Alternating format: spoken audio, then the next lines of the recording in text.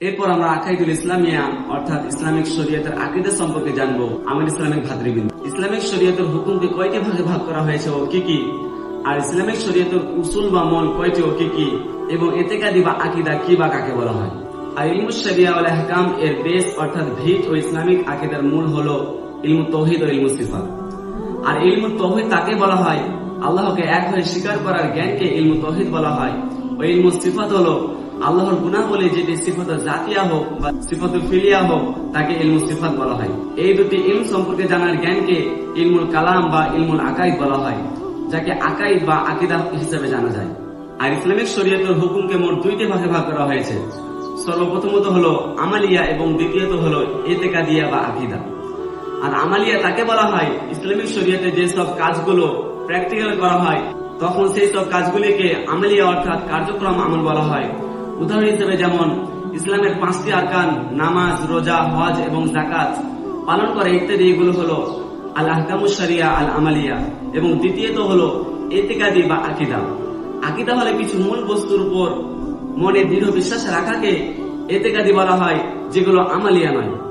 উসুলুশ শরিয়া এবং ইসলাম ধর্মের উসুল অর্থাৎ মূল হলো মোট 4টি। সর্বপ্রথমত হলো কোরআন শরীফ, দ্বিতীয়ত হলো হাদিসুন নববী, তৃতীয়ত হলো ইজমাউল উম্মাহ অর্থাৎ উম্মতের ইজমা, এবং চতুর্থত হলো কিয়াস। ইসলামিক শরীয়তের এই 4টি উসুল থেকে ইসলামিক শরীয়তের সমস্ত হুকুমের আমালি অর্থাৎ কার্যক্রম এবং ইতিকাদি অর্থাৎ বিশ্বাসজনক কাজের দলিল বা হুজ্জত হিসেবে ব্যবহার করা হয়। ইনশাআল্লাহ এই ভিডিওতে ইতিকাদি অর্থাৎ আকাইদুল ইসলামিয়া ইসলামিক আকীদা সমূহের সম্পর্কে কিছু বলবো। ইতিকাদি কি বা কাকে বলা হয়? আরবি অভিধানিক অনুযায়ী আকীদা শব্দের অর্থ হলো সুদৃঢ় বন্ধন, দৃঢ় বিশ্বাস এবং গিরা বা বন্ধন।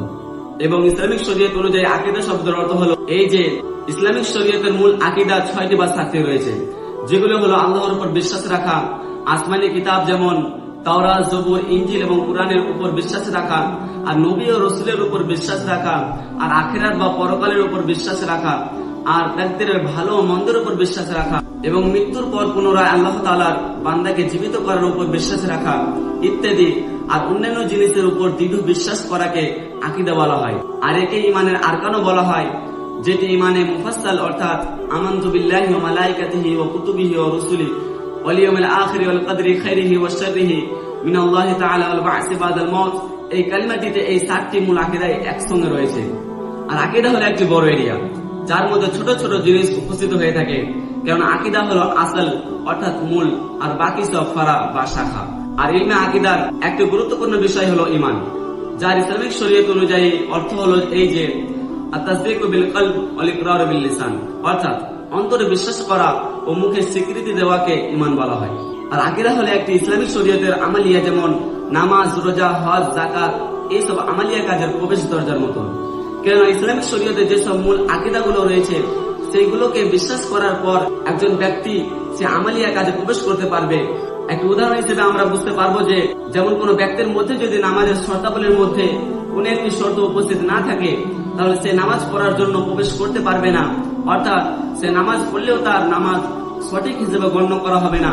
ঠিক তেমনি কোন ব্যক্তির মধ্যে যদি ইসলামিক শরীয়তে যে মূল আকীদাগুলো রয়েছে সেইগুলোকে কেউ যদি বিশ্বাস না করে অর্থাৎ অমান্য করে, তাহলে সে আমালিয়া কাজে যেমন নামাজ, রোজা, হজ, যাকাত এইসব কাজে প্রবেশ করতে পারবে না বা আদায় হবে না। তাকে কাল কিয়ামতের মাঠে সাজা বা শাস্তি ভোগ করতে হবে।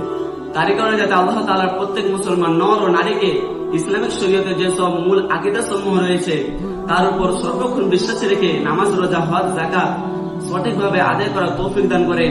আমিন। কমেন্ট বক্সে সকলে আমিন লিখে দেবেন। ইনশাআল্লাহ এর পরের ভিডিওতে ইসলামিক শরীয়তের যে আমালিয়া অর্থাৎ প্র্যাকটিক্যাল করণীয় কাজ রয়েছে, যেমন নামাজ, রোজা, হজ, যাকাত, এগুলো সম্পর্কে জানবো। অবশেষে আমার এই ভিডিওটি যদি আপনাদের হৃদয়কে স্পর্শ করে থাকে বা ভালো লেগে থাকে ও জ্ঞানপূর্ণ অর্থাৎ ইনফরমেটিভ হয়ে থাকে, তাহলে আমার এই ভিডিওটি আপনার বন্ধু এবং আত্মীয় স্বজনকে শেয়ার করে তাদেরকে ইসলাম ধর্ম সম্পর্কে বেশি বেশি জানার বা অবগত হওয়ার জন্য সুযোগ দান করে দিন।